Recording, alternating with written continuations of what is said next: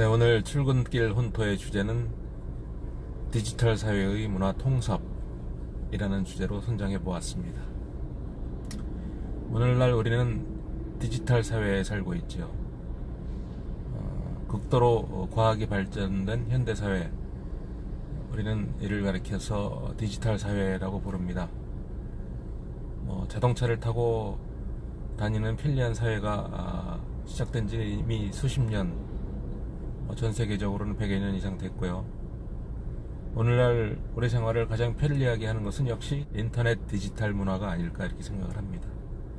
우리의 생활 공간은 언제부터인가 인터넷 사이버 공간으로 상당수가 옮아간 듯한 느낌입니다.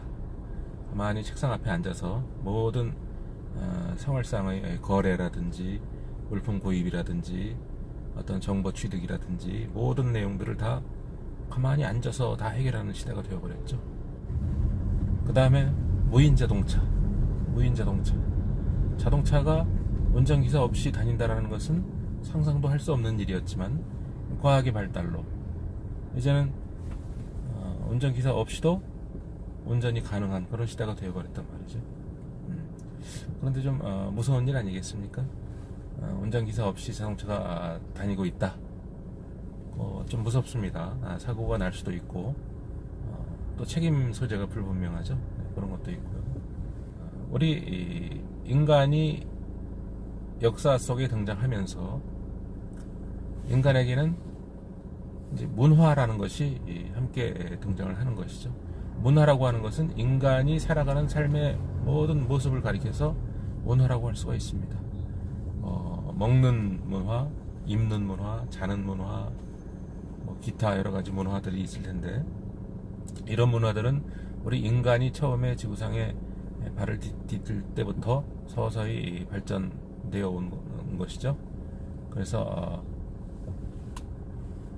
인간은 문화 속에서 살고 있고, 또 인간만이 문화의 주인공이기 때문에 동물들이 보여주는 군집 생활에서의 모습은 그것은 문화라고 보기는 좀 어렵죠. 그렇다면 이러한 문화 속에서 인간이 더불어 사는 사회에서 함께 잘 살아가기 위해서 지켜야 되는 어떤 규범들이 함께 문화를 통해서 곧 규범이 발생을 해온 것이죠. 그래서 예를 들면 무슨 종교 문화 이런 말을 할 수가 있다면, 종교 생활을 통해서 인간이 꼭 지켜야 될 어떤 가치, 기준 이런 것들이 규범화되었다. 그래서 우리가 종교 규범이라고 하죠. 그 다음에 또 관습이라는 것이 있었죠. 사람들이 모여서 살다 보니까 이 지역에서는 이러이러한 관습이 보편화되었고, 또 다른 지역에 가면 이러이러한 관습이 또 보편화되고 있고, 그런 것을 우리가 역사 속에서 겪어왔는데, 그러한 관습에 의한 규범도 출현했죠. 그것을 관습규범이라고 합니다. 그 다음에 관습이라든지 종교라든지 이런 사회 문화를 겪어오면서 이런 행위는 인간으로서는 해서는 안 되겠구나 하는 어떤 그 양심, 도덕 이런 의식이 생겨나기 시작했죠. 그래서 그것을 도덕규범이라고 보통 부릅니다. 또는 윤리규범이라고도 부르죠. 이런 것들이 원시사회 때부터 서서히 태동되어 오다가 고대사회에 들어와서 좀 더 구체화되고, 그 다음에 중세사회와 근대사회를 거쳐서 소위 오늘날의 어떤 반드시 지키지 않으면 안 될 확고한 어떤 규범으로 탄생되게 된 것입니다. 그것을 가리켜서 우리가 법규범이라고 하는 것이죠. 법규범. 그래서 결국은 우리 사회 속에서 문화 생활을 통해서 우리 인간들이 지키지 않으면 안 될 규범으로 탄생한 그런 것들이 결국은 종교 규범, 또 관습 규범, 도덕 규범, 그리고 최종적으로 법 규범, 이렇게 해서 탄생을 하게 된 것이고, 이와 같은 규범 4가지를 합쳐서 우리가 사회 규범이다 이렇게 부르는 것이죠. 그래서 우리가 사회생활을 하면서 자연스레 만들어진 어떤 문화 생활을 통해서 자연스럽게 규범이라는 것이, 사회 규범이라는 것이 만들어졌다는 것입니다. 그래서 오늘날 현대사회는 법치주의 사회이다 이렇게 얘기할 수 있을 정도로 법에 의해서 인간의 행동 양식이 규율되는 그런 시대가 되어버렸죠. 그러나 이 법규범은 방금 말씀드린 것처럼 전적으로 종교규범, 또 도덕규범, 관습규범 이런 데서 파생된 규범입니다. 그래서 그것이 가능하면 도덕규범, 종교규범, 관습규범과 배치되지 않는 내용이죠. 그런데 오늘날 디지털 사회에 들어서면서 법률 규범은 어떻게 발전되어 가고 있습니까?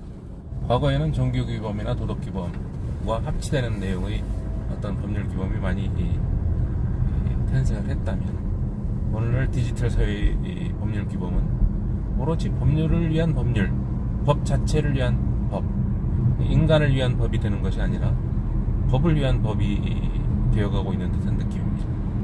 수많은 사회생활 속에서의 역기능, 범죄 현상 이런 것을 막기 위한 대책으로 우리가 주장하는 것이 형벌을 강화해야 된다, 입법을 해야 된다, 그런 얘기들 많이 하고 있습니다만 현실은 어떻습니까? 입법을 많이 할수록, 법정형, 형벌을 강화할수록 범죄가 줄어들어야 할 텐데 범죄는 그것과 상관없이 계속 늘어가고 있다는 것이죠. 특히 디지털 사회에서 발전된 과학기술을 법률이 따라가지 못하고 있고, 따라가지 못하는 법률이 문제가 될 뿐만 아니라 인간의 도덕의식은 점점 약화되어 가고 있고, 법률을 제정함에 있어서 우리의 도덕 규범을 반영할 단계나 절차가 없어져 가고 있다는 것이죠. 그것이 큰 문제입니다.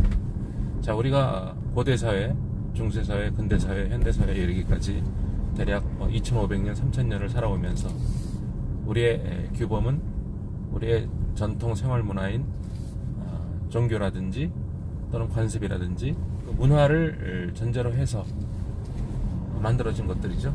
그런데 오늘날의 법규범은 문화와 동떨어진 법만을 위한 법이 만들어지고 있다는 것이 가장 큰 문제가 아닌가 싶습니다. 다시 우리의 정신문화를 고취하고 강조함으로써 우리의 윤리의식을 강화시키고, 그럼으로써 법에만 의존하고 있는 오늘날의 사회생활을 우리 스스로의 자율규범으로 도덕이라든지 관습이라든지 종교라든지 이와 같은 우리의 전통적인 정신문화를 통해서 우리의 생활을 규율할 수 있는 그러한 문화의 통섭이 필요한 시기가 바로 오늘날 디지털 사회가 아니겠느냐, 이렇게 좀 생각을 해봅니다.